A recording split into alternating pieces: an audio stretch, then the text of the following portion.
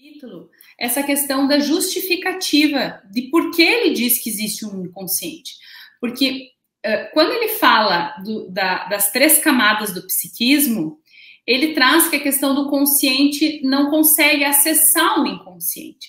Então, por isso que é muito difícil nós mesmos, como pessoas comuns, até uma curiosidade e é engraçado, aqui possivelmente todo mundo não é novidade o conceito de inconsciente. Mas para quem é leigo, faça um exercício com quem não tem contato nenhum com a ideia de psicanálise e pergunte para a pessoa se a consciência é maior ou menor que o inconsciente. E eu fiz esse exercício uma vez em sala de aula com alguns alunos da faculdade. Não era disciplina de psicanálise, era uma disciplina de comportamento organizacional, então era em outra área. E eu faço essa pergunta para os alunos, quem acreditava no inconsciente, que o inconsciente dominava a nossa existência. E a grande maioria, 95% das pessoas acreditavam que o nosso consciente era predominante.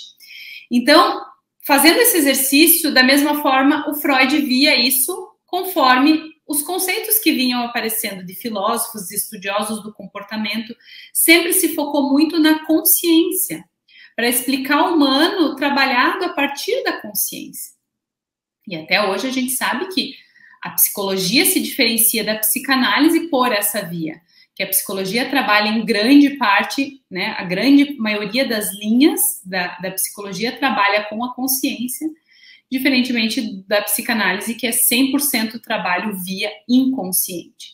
Então, o Freud percebe esse desconhecimento das pessoas e começa a dizer, de algumas formas, justificando que existe inconsciente. Primeiro, ele percebe isso através da clínica, lembrando que a psicanálise nasce através da clínica, né? Não é através do laboratório, e sim através... A própria clínica do Freud era um laboratório, né? Mas não um laboratório de uma universidade. E ele começa a mostrar algumas coisas que o humano faz que justificariam essa força adicional que perpassa a nossa consciência. Então, atos falhos, né? Então, quando a gente erra um nome, quando a gente esquece alguma coisa, o próprio conteúdo dos sonhos, que é o material da grande abertura da psicanálise, né? A interpretação dos sonhos.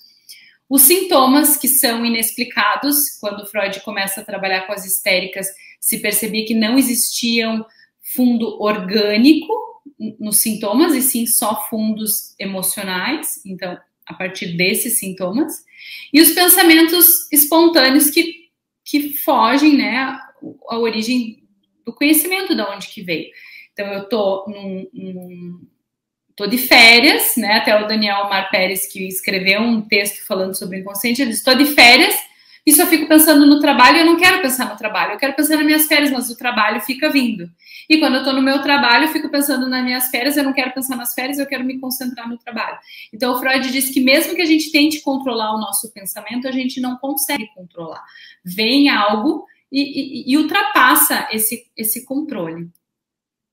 Então, na apresentação da primeira tópica, em 1900, o Freud traz esse conceito, né, de 3 camadas do psiquismo.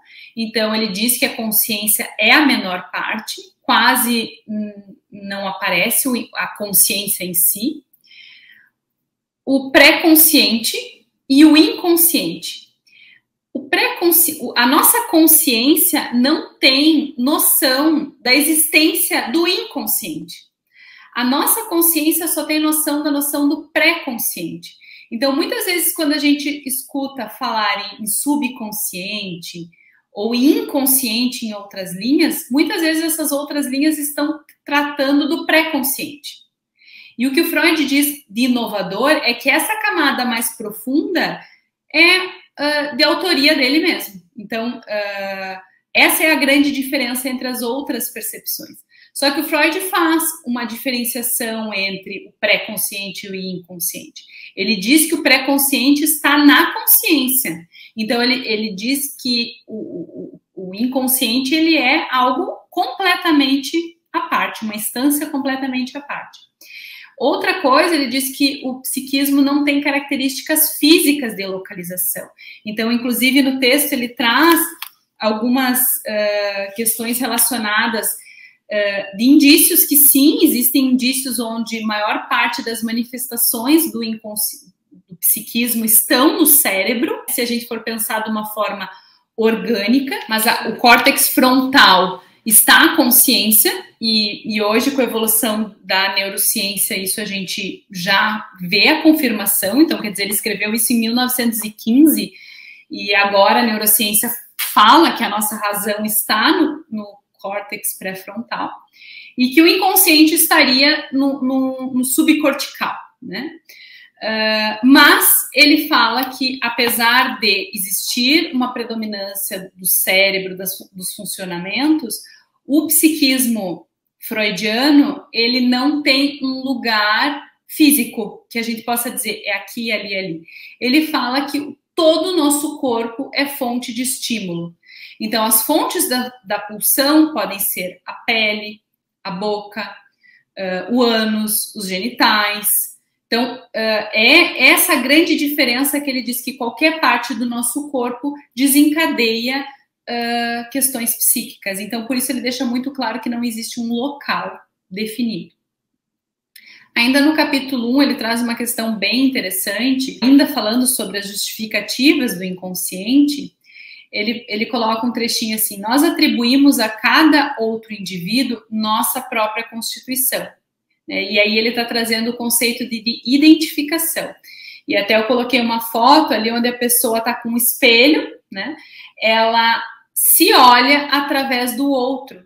Então, o que o Freud percebe é que a pessoa não consegue se perceber, mas consegue perceber os seus conteúdos na outra pessoa.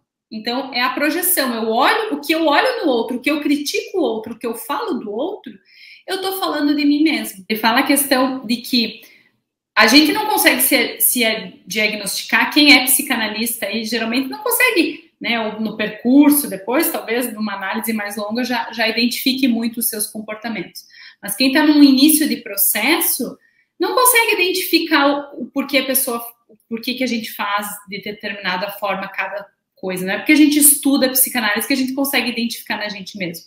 Mas quando está um paciente, analisando na clínica, a gente consegue identificar as coisas. Só que a gente tem que cuidar para não fazer essa mistura do que é nosso e do que é do paciente.